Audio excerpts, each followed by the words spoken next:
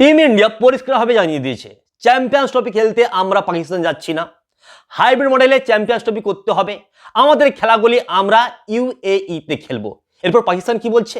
পাকিস্তান বলছে আমরা hybrid model মানছি না, আমরা হোস্টিং রাইট পেয়েছি, আমাদের দেশেই চ্যাম্পিয়ন্স ট্রফির সমস্ত খেলাগুলি হবে। যদি ভারত না আসতে চায় তাহলে ভারতকে বাদ দিয়ে দিন। তার পরিবর্তে শ্রীলঙ্কা 9 নম্বর র্যাঙ্কে রয়েছে, শ্রীলঙ্কাকে অন্তর্ভুক্ত করে 8টা টিমের মধ্যে খেলা হবে, যেখানে ভারতকে বাদ দিয়ে দেওয়া হবে। আর কি বলছে পাকিস্তান?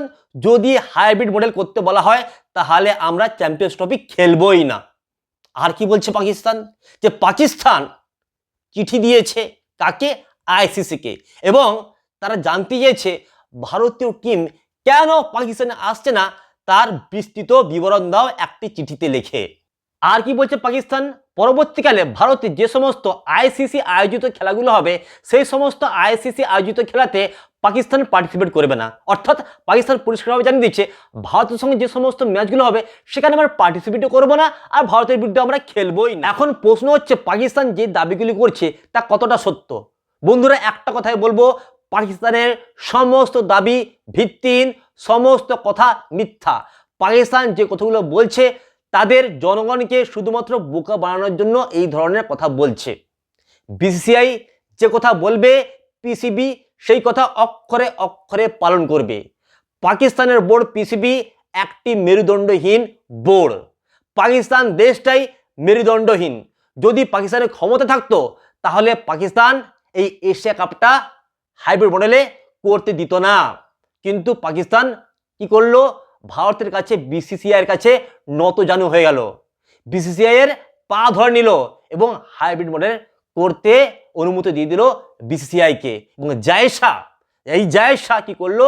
যে এশিয়া কাপটাকে হাইব্রিড মডেলে করতে সক্ষম হলেন। এরপর 1 ডিসেম্বর থেকে আইসিসির নতুন প্রেসিডেন্ট হবেন এই জায়েশা। তারপর বুঝতে পারছেন জায়েশা কিভাবে পাকিস্তানকে টাইট দিবেন। জায়েশা যে কথা বলবেন সে কথা মানতে হবে পাকিস্তানকে। এর একটা কারণও রয়েছে।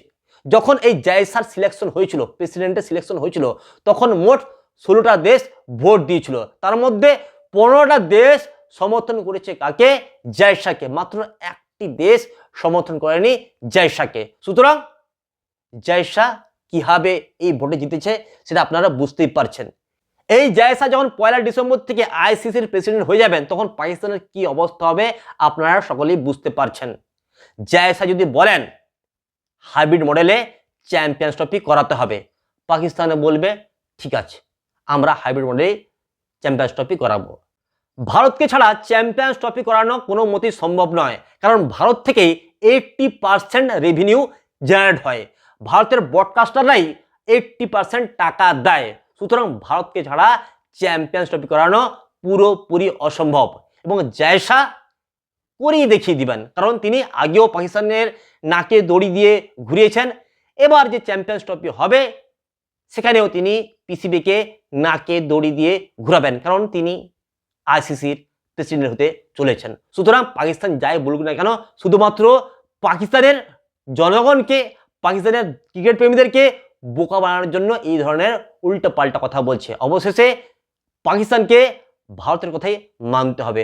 ভারত যেটা বলবে সেটাই হবে, এবং ভারত যেটা বলবে বিশ্বের সমস্ত দেশ সেটাই মেনে চলবে।